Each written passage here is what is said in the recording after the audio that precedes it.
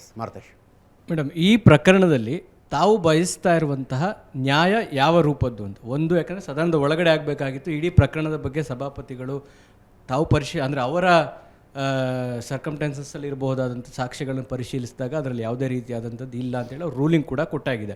ನೀವು ಇದನ್ನು ಕಾನೂನಾತ್ಮಕವಾಗಿ ಹೋರಾಟವನ್ನು ಹೊರಗಡೆ ಮಾಡ್ತಾ ಇದ್ದೀರಿ.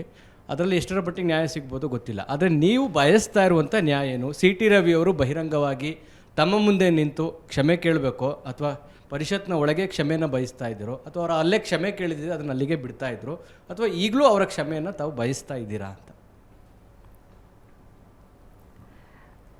ಆ ಪ್ರಮೇಯನೇ ಬೇಡ ನನಗೆ. ಅವರು ನನ್ನನ್ನು ಕ್ಷಮೆ ಕೇಳೋದು ಬೇಡ, ನಾನು ಅವ್ರನ್ನ ಕ್ಷಮಿಸೋದು ಬೇಡ. ನನಗೆ ಆದಂಥ ನಷ್ಟ ತುಂಬಿಕೊಡ್ಲಿಕ್ಕಂತೂ ಆಗೋದಿಲ್ಲ. ಆದಂಥ ಗಾಯ ಅದನ್ನು ಆರಿಸ್ಲಿಕ್ಕಂತೂ ಸಾಧ್ಯ ಇಲ್ಲ. ಅವರಿಂದ ನಾನು ಅದನ್ನು ಎಕ್ಸ್ಪೆಕ್ಟ್ ಮಾಡೋದೂ ಇಲ್ಲ. ಆದರೆ ಏನು ಪದೇ ಪದೇ ಅವ್ರು ಹೇಳ್ತಾ ಇದ್ದಾರೆ, ನಾನು ಅಂದಿಲ್ಲ, ನಾನು ಆ ರೀತಿ ಮಾತನಾಡಲಿಲ್ಲ ಅಂತ ತಮ್ಮನ್ನು ತಾವು ಬಿಂಬಿಸ್ಕೊಳ್ತಾ ಇದ್ದಾರೆ. ಏನು ಅವರ ಜೊತೆ ಎಲ್ಲ ನಾಯಕರು ಕೂಡ ಅವರ ಜೊತೆ ಬಿಂಬಿಸ್ಕೊಳ್ತಾ ಇದ್ದಾರೆ.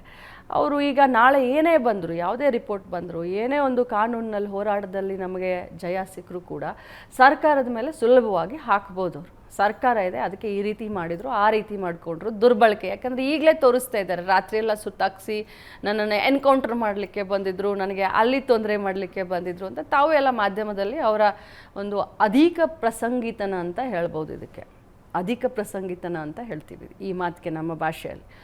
ಅದನ್ನು ತಾವು ಎಲ್ಲ ಗಮನಿಸಿದ್ದೀರಾ. ಅದಕ್ಕೆ ನಾನು ಒಂದು ಮಾತನ್ನು ಮೊನ್ನೆ ಹೇಳಿದೆ. ಏನು ಹೇಳಿದೆ ಅಂತಂದರೆ, ನೀವು ಭಾಳಷ್ಟು ದೇವರನ್ನ ನಂಬ್ತೀರಾ, ಭಾಳಷ್ಟು ದೈವಿ ಭಕ್ತರು ನೀವು. ಸಾಮಾನ್ಯವಾಗಿ ಸಿ ಟಿ ರವಿ ಅವರು ಯಾವತ್ತಿದ್ರು ತಾವು ನೋಡಿದ್ದೀರಾ, ಕೇಸರಿ ಶಾಲು ಏನೇನೋ ಅವ್ರು ಮಾಡ್ತಾ ಇರ್ತಾರೆ. ಸೊ ಅದಕ್ಕೋಸ್ಕರ ಚಿಕ್ಕಮಂಗ್ಳೂರು ತುಂಬ ಹತ್ತಿರ ಇದೆ ಧರ್ಮಸ್ಥಳಕ್ಕೆ ಬಂದುಬಿಡಿ. ಧರ್ಮಸ್ಥಳಕ್ಕೆ ಬಂದು ನೀವು ಕಾನೂನು ಅದು ಅದ್ರ ಪಾಡಿಗೆ ಆಗಲಿ, ಬಟ್ ಸದ್ಯಕ್ಕೆ ನಿಮ್ಮನ್ನು ನೀವು ಬಿಂಬಿಸ್ಕೊಳ್ತಾ ಇದ್ದೀರಲ್ಲ, ಒಂದೇನೋ ಪೋರ್ಟ್ರೇಟ್ ಮಾಡ್ತಾ ಇದ್ದೀರಲ್ಲ, ನಾನು ಅಂದೇ ಅಲ್ಲ, ನಾನು ತುಂಬ ಸಾಚ ಇದ್ದೀನಿ ಅಂತ ಏನು ಪೋರ್ಟ್ರೇಟು.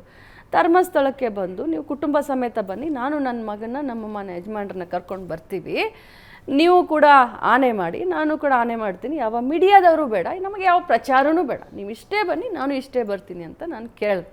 ಯಾಕೆ ಈ ಮಾತನ್ನು ಅವ್ರನ್ನ ಕೇಳಿದೆ ಅಂತಂದರೆ, ಬಾಯಿ ಬಡ್ಕೊಳ್ತಾ ಇದ್ರಲ್ಲ ಎಲ್ಲರಿಗೂ ಅವರು, ನಾನು ಮಾತಾಡಲ್ಲ ಅಂತ. ಸೊ ದೈವಿ ಭಕ್ತರಲ್ವ, ದೇವ್ರನ್ನ ನಂಬ್ತಾರಲ್ವ, ಅದಕ್ಕೆ ನಾನು ಕೇಳಿದೆ. ಅದಕ್ಕೆ ಅವ್ರು ಹೇಳಿದ್ರು ಧರ್ಮಸ್ಥಳಕ್ಕೂ ಬರ್ತೀನಿ, ಎಲ್ಲ ಮಗನೂ ಬರ್ತೀನಿ ಅಂತ. ನಾನು ಬಹಳಷ್ಟು ಕಾಯ್ತಾ ಇದ್ದೀನಿ ಯಾವಾಗ ಬರ್ತಾರೆ ಅಂತ.